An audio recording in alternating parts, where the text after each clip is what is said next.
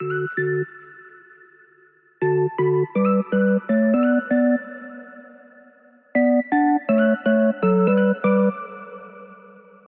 hello, welcome.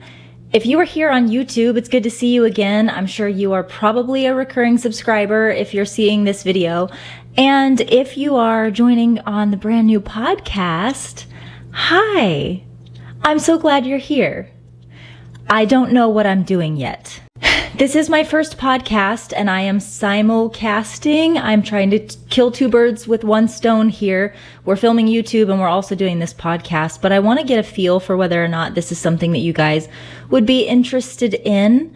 And I feel like the best way to do that is to kind of speak to my YouTube audience about the podcast, do these two things at the same time and see if we can get traction in both spaces. The topic of today's podcast, as I'm sure you've seen from the title, is you don't have to be good to get started. And this is an appropriate time for me to be doing this topic because I don't know what I'm doing when it comes to this podcast. I particularly don't know how to do this with video and podcast setup here, but I'm doing it. And I think that this is like the very best pond in which to swim to get this topic out there to you. If you don't know me, if you're new here, my name is Amber. I am the owner of thesensible-mama.com. We're an online baby boutique. Earlier last year, I launched my own line of diaper bags and accessories meant for moms in that transition phase where you're kind of looking for a more sophisticated bag that you might wear to work, but that also could work as a diaper bag. It was very exciting and also very terrifying. And ever since taking all of these steps, I've had a lot of people asking me, how do I do it? How do I find the confidence to do these things? How do I have the faith in myself to do them? And can I help you find that too? And the truth is, I don't know if I have those answers or not. But what I want to do today is I don't have a plan. That's problem number one. I don't have a plan. I literally downloaded the podcast site and platform that I'm going to be using for this podcast moments before I got started. I have a bare bones kind of like outline here that I might be referring to, but for the most part, I'm going to wing it. And that's actually one of the things that I want to talk about today. I want to set an example with this podcast to show that you don't actually have to know what you're doing to get started. And you actually don't have to be good at it yet either. You need to have a good idea, a good concept. You need to have something unique and special that you're bringing to the table. And if you're convinced that you have something special to bring to the table, you don't have to be good at it yet because you will be eventually. So today I'm just going to talk a little bit about my story, how I have gone from having zero business experience to basically running two businesses now at this point. And hopefully along the way, I'll help you get some ideas for how you could do it too. That's the plan anyway. We'll see how it goes. So I think the first thing to acknowledge is that starting any new business venture it's scary. Like no one is starting a brand new journey or chapter in their life and feeling like completely calm and cool about it. New stuff is scary. That doesn't matter if it's entering into a new relationship or leaving one, starting a YouTube channel, an Etsy shop, or a full-fledged business. It's all scary. And I think that one thing that makes it even more scary is that a lot of people who have creative ideas, who are the type of people who have game-changing, like world-shifting kind of ideas, are also people who are highly prone to imposter syndrome, which is basically the belief that everything that you've accomplished or achieved so far in life has been more a matter of luck or being in the right place at the right time than being about your own good work or your own good ideas. It's more about happenstance. So a lot of us walk around with this belief that anything good that has happened to us has been the result of dumb luck, and anything good that's happened to other people has been the result of their hard work or how successful they are, how talented or charismatic they are. And we feed ourselves this lie that we'll never be able to do what they do because we don't have these certain attributes that they have. And so instead we just say, well, I can't do that. And I think that right there, that stops people in their tracks. They never get started from that one issue alone. I think the second issue is that a lot of times when you are trying to start some kind of new adventure, you look at other people who are doing it you tend to find prominent people in that space who are doing it. So if you're starting a business, you're looking to the top people in that industry. If you're starting an Etsy shop, making any kind of craft, you look at other people on Etsy who are doing something similar, and they seem to be doing so great with it. You're looking at the top echelon of people and you think, oh, well, I don't have the resources to do that. If you're watching YouTubers, you're like, I don't have a great camera. I don't have a microphone. I don't have a ring light, and I can't afford those things right now. So I guess I can't be as successful as they are. And we give up. So before I even get into my story, I want to go ahead and dispel those two lies first. The first one is that you are overemphasizing the role of dumb luck in your life. And you are also overemphasizing the role of talent and giftedness in the success of other people. The fact is, you are talented and gifted just like other folks. And the other side of that is that those really successful people also have come across some dumb luck on their journey. I guarantee it. And that sort of leads me into the second one, which is I don't have the skills, I don't have the resources, I don't have the money. I need you to hear me really, really clearly on this one, because this is really important. The majority of those people who you are looking up to also started where you are. They started their YouTube channel filming on their iPhone, filming in a window like this one to get some good light in because they didn't have good lighting. They started editing, not even editing their videos. They just took hot takes and uploaded them because they didn't know how to edit, right? People who run businesses, they probably started off with some failures to begin with. Or they started with a business that wasn't profitable for several years because they were making tons of mistakes, and you don't see that. You don't see that part. So it's really important to get rid of those two lies. The first one being that you're all dumb luck. It's not true. You're talented and gifted. And the lie that you can't accomplish what they've accomplished just because you don't have the resources or the tools or the skills that they have. The majority of the time, they came across those skills and those resources and those tools on their journey to where they are today, but they didn't start with them.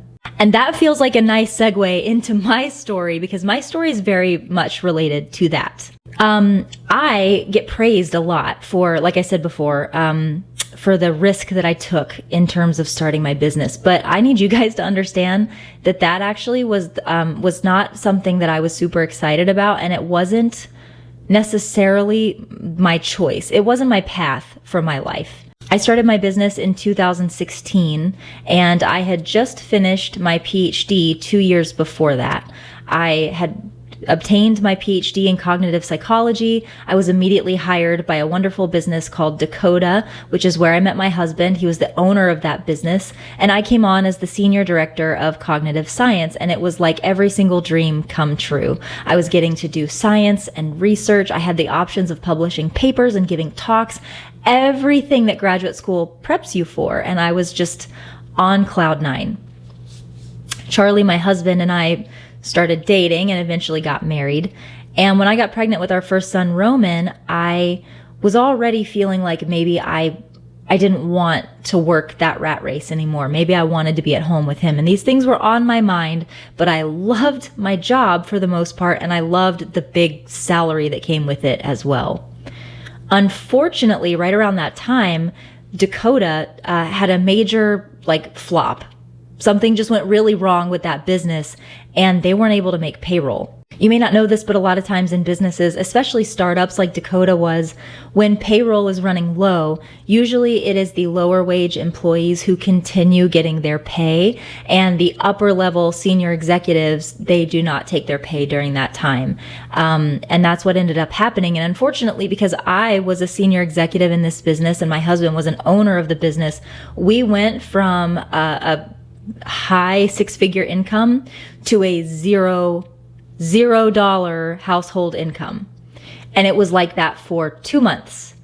I'm very grateful it was only 2 months. I'm very just blessed that that was how short that time was. But we had begun living our lives as people who had a six-figure household income, and we had expenses of a six-figure household income. This was a truly terrifying time to me, and I remember speaking to Charlie about it and just saying, we cannot ever find ourselves in this position again. So after praying about it a little bit and talking about it, we decided that I was going to leave Dakota. Even though things eventually did get set back up and people's pay was resumed, I did not return to Dakota. I stayed out. And for a little while, I was a stay-at-home mom. But I recognized as time went on that that wasn't really filling my cup. It wasn't doing what I needed in terms of fulfilling me. So I had really at that time gotten involved in the baby diaper bag, baby wearing communities, and I was very excited about it. I'd found a brand called Jujubee that I was very enthusiastic about. And in a very short amount of time, I accumulated a lot of Jujubee bags, and I was really enmeshed in that community. And I remember telling Charlie one night, you know, Jujubee has a content creator program. I think I might start a YouTube channel and just try to get, you know, it's a win-win. I'll make some videos for them. Maybe I can become a content creator and get some free bags. And wouldn't that be exciting? I think I'm going to give it a try.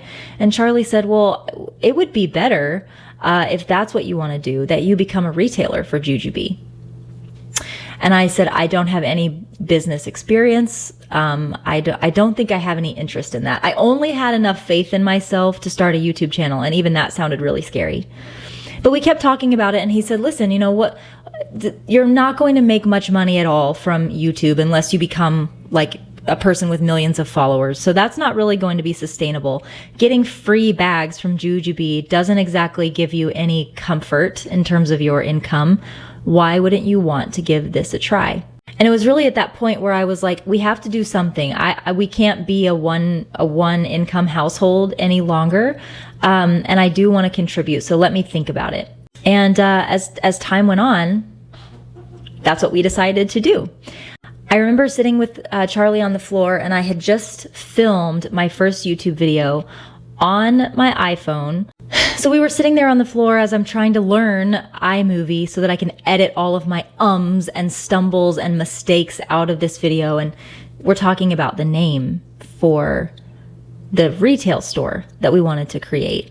And I said, I don't know. I'm not even in a headspace to think about that just yet. I still have this YouTube video to get up. I'm still not totally sure. I'm down with this whole retail store idea. Help me name my YouTube channel. That would be useful. So we sit and we talk about it. We bat a few ideas around. And I said, you know, I was kind of thinking like that. I want this YouTube channel to be all about being sensible, being reasonable, being smart with your purchases and the way that you pack things. I'm thinking maybe like The Sensible Mama. And Charlie's eyes got huge, and he said, that's it. That's the name of your retail store. And I looked at him and I was like, oh, that's it. That's it. That's the one. We have to do it. And it was at that moment that I was determined that we were going to do this retail store. So I uploaded that video, created the YouTube channel. It actually started getting some views and some traction, and that was really exciting. And we began the process of getting The Sensible Mama incorporated, licensed, getting all of the different tax ID numbers and resale certificates and things that we needed to get the store operational. And we also reached out to Jujubee about becoming a certified retailer for them. It was not long until we had not only Jujubee as a brand that we were distributing, but several others. Looking back, I honestly don't know how we were doing it. We were storing all of our inventory. Let me back up. We were in a tiny studio style apartment, number one. Some of you have seen it if you've seen some of my old YouTube videos. We had all of our inventory stored in that tiny little apartment, and we were doing basically packaging up orders from inside of that apartment. And I was every couple of days fulfilling orders and taking them to the post office. This was during a time while I still had a freshie. I had a very young little baby. And there were times where I had a baby in a baby carrier, and I'm making trips in and out of, not at the beginning. At the beginning, I only had like one package per week to go ship. But as we grew and I started, okay, every day I have one or two packages to take to the post office. That's what I was doing, strapping the baby on and going up there to the post office. Eventually we ended up moving to a home instead of that apartment, and we started doing all of our shipping out of the garage, which was really great. And around that time, I learned about how to do a USPS pickup at your residence, where they would actually come and pick up even large amounts of shipments from your home. So we started doing that. And little by little, I began learning how to run this business. 4 years later, here we are in my warehouse with my employees out there shipping orders right now. We have pickups from USPS and UPS every single day. I've got employees who live here in Georgia and also around the United States, and it's amazing. But the first thing that I want you to understand about my story is that it was not courage that made me take that first step. It was necessity. It was actually fear that drove me into that first step. The fear of having financial instability, the fear of finding my family being a zero income home again. I wish I could say that it was courage that caused me to do it, but it wasn't. It was really a fearful thing. But I will give myself credit, at least, that I was able to summon enough courage to overcome the paralyzing aspect of the fear. And I think a lot of times when we're starting a new journey, that paralyzing fear stops us. I'm not saying this because I want to discount fear. Fear is actually a very powerful motivator. It's actually something that will really drive you to get up and get started. But I only want to point this out because one thing I hear a lot from people is, I'm not brave enough. I'm not as brave as you are. I don't have as much courage as you have. And I think you should understand that a lot of times the people that you look up to were taking steps out of fear. Now, if you don't have a scary thing knocking at your doorstep to motivate you to get started, that's okay. You don't need it. But I do encourage you to find the courage to get started.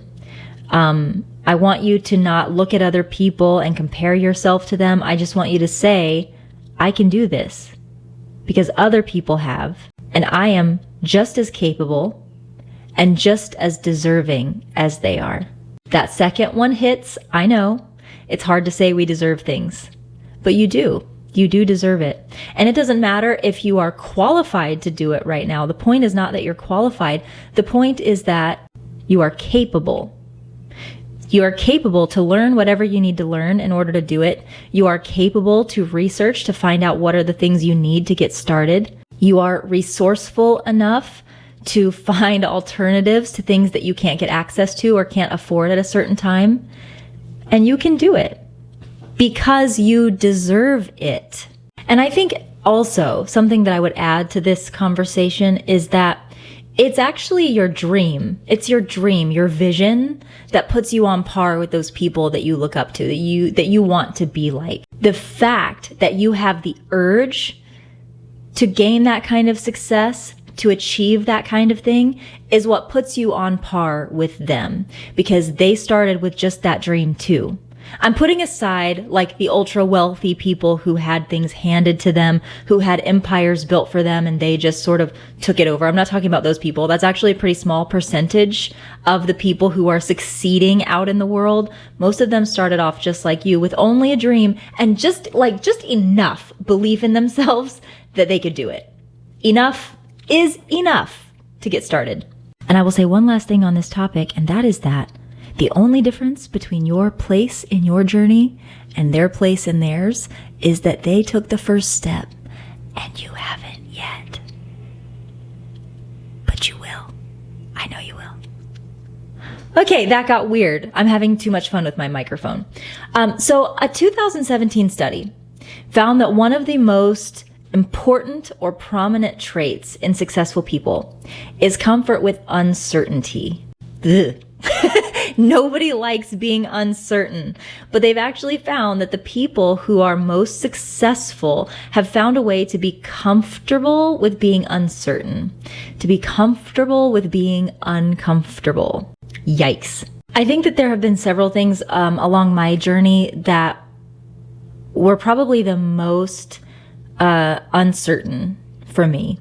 Obviously, the first one was starting my business just at all, laying out all that capital, putting it on credit cards, basically going into debt for this dream. That was a really big uncertainty. But in that regard, for some reason, I kind of had a little bit more faith. I knew that with first-time businesses, you get a lot of forgiveness, on paying back credit and things like that. I just had a feeling that was going to be okay. But a lot of the things that made me uncomfortable in terms of uncertainty really had more to do with putting myself out there on these platforms like on YouTube and Instagram and now TikTok. Every time I have brought on like a new social media to use to promote my brand and get my name and my store out there, that's where the most of my uncertainty has sort of lied. And I think a lot of that reason is because for me personally, I see myself as being so linked with the success of the Sensible Mama. And if I am out there working hard, putting my presence and my personality out there on film for people to see, and they don't like it, or it just doesn't gain any traction, well, then that really makes me a failure. But I had to get comfortable with that because I knew that we did not have the budget for doing very expensive actual like marketing campaigns that you pay for. I couldn't afford any of that. So I was going to have to do the stuff that I could afford. And unfortunately, that was only free stuff, and free stuff is social media. I didn't have a camera. I did not have any lighting or microphone or anything like that. Literally started filming on my phone.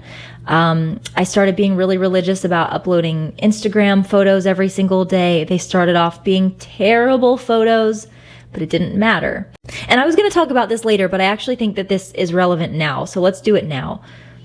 Ask anyone that you look up to who you feel has been successful in creating and bringing something into existence, whether that's a line of diaper bags like I have, or their own business, or an Etsy shop, or a YouTube channel.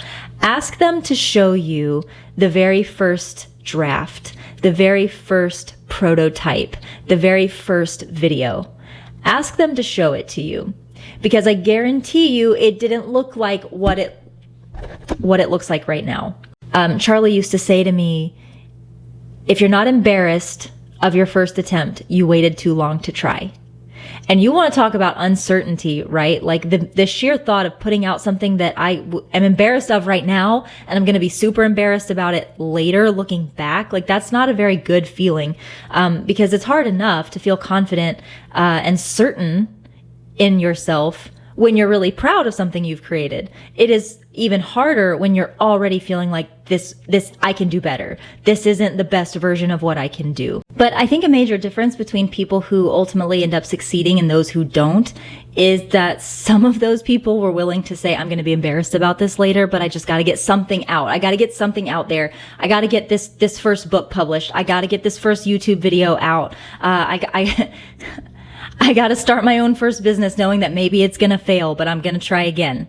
That's it. That's really the only difference, is being okay with the uncertainty of whether you're going to fail or not, being okay with the uncertainty of whether or not what you're doing is going to be well received, and just sitting with that.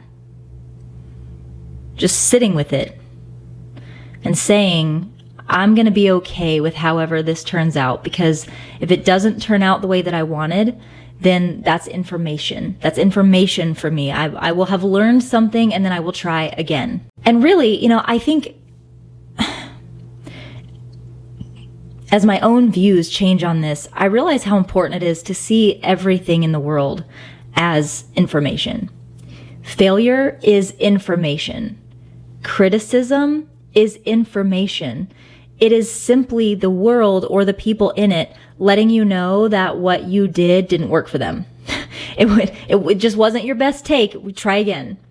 And as long as you're willing to look at it as information instead of criticism or failure, you're going to be okay. And I think that's really important. So when it comes to starting this thing that you want to start, if it's a YouTube channel, film it on your iPhone. If you want to be a blogger, write a review of your favorite Amazon product. I think that's the other thing too. I'm going to talk for a second just about our space that we're in, like the mommy space, where we've sort of been indoctrinated into this idea that like the only way that I can be a legitimate influencer is if brands are sending me things. Brands need to be reaching out to me and wanting to send me stuff, and that's what makes me a credible influencer. And that's not the case.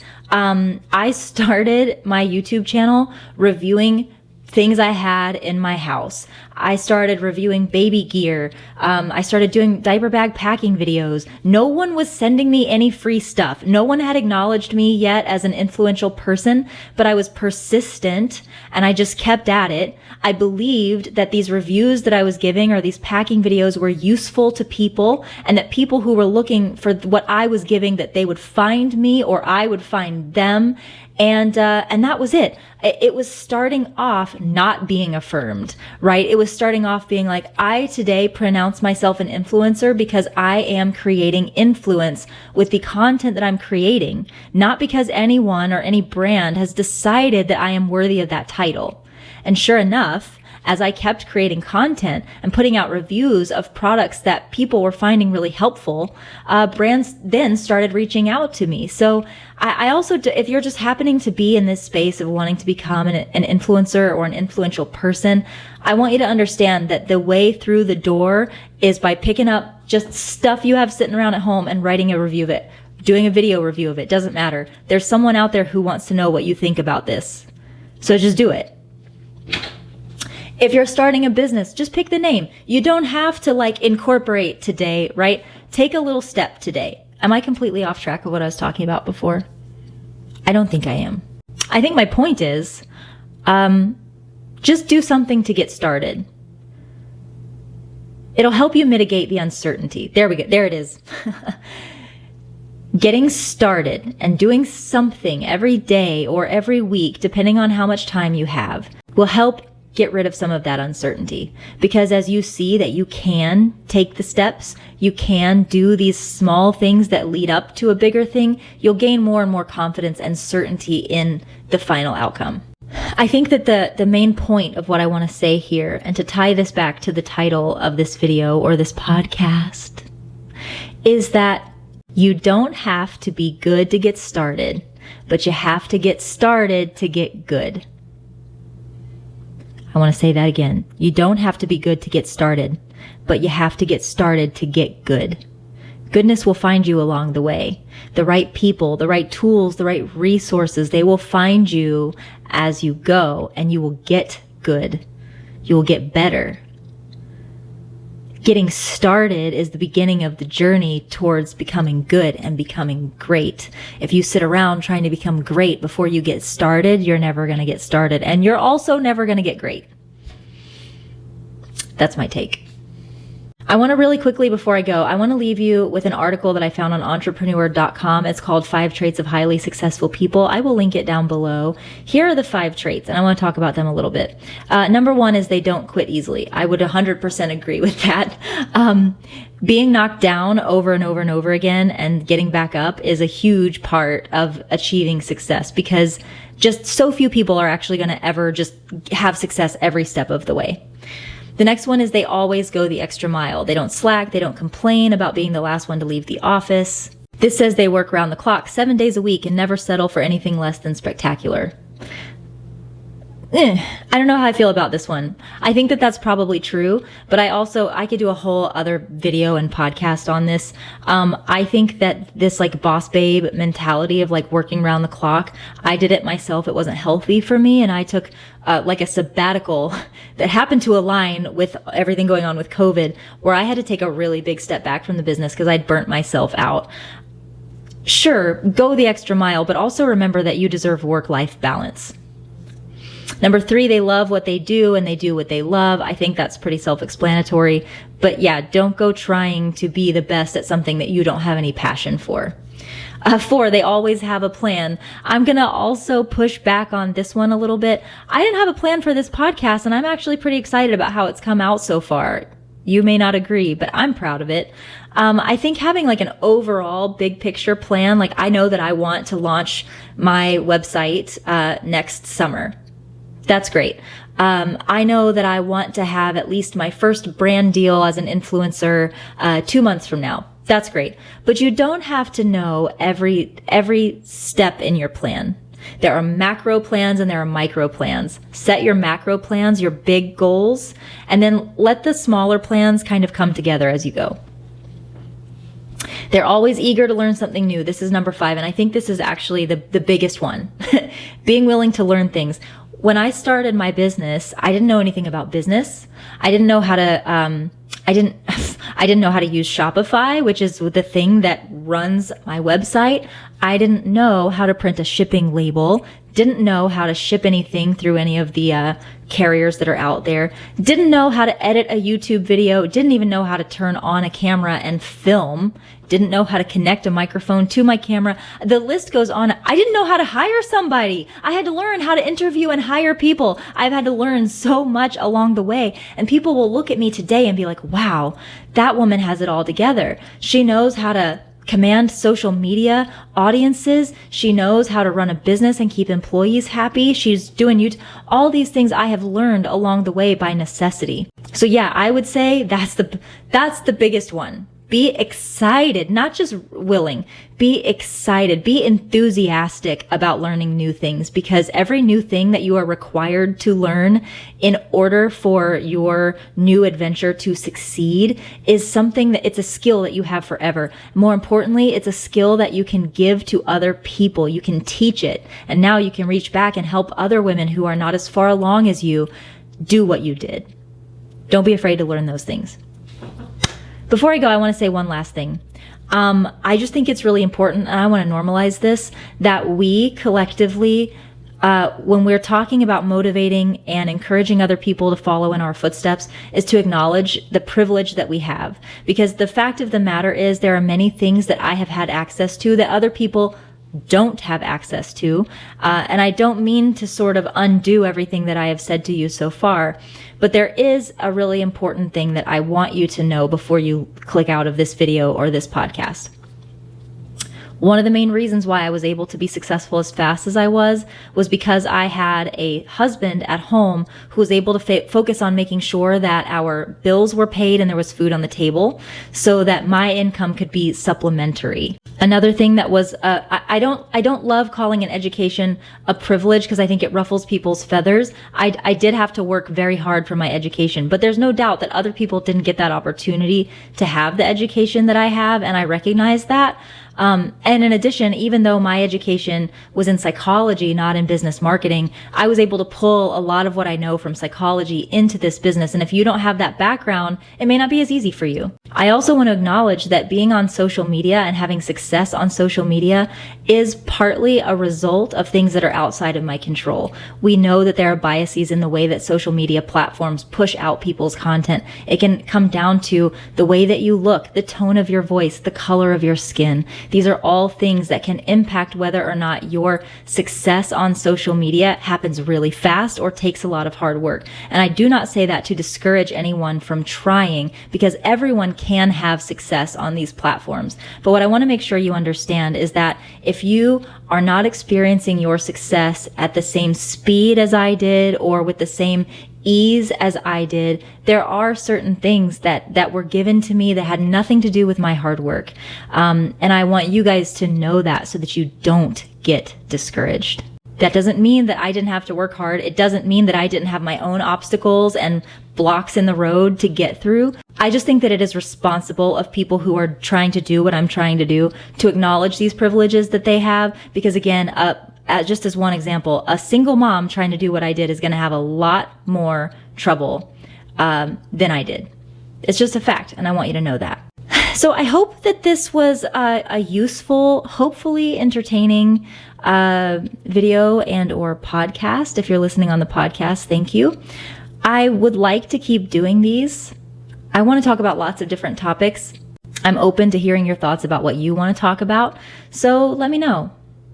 If you're watching the podcast, I don't even know yet if there's going to be a way for you to comment, but hopefully there is. Thank you for tuning in. I love having you here. I'd love to hear any feedback that you have because it's all information. Thank you so much for joining me today. I will be letting you know when to expect the next one. Love ya. Mean it always. Mwah. And I'll see you next time.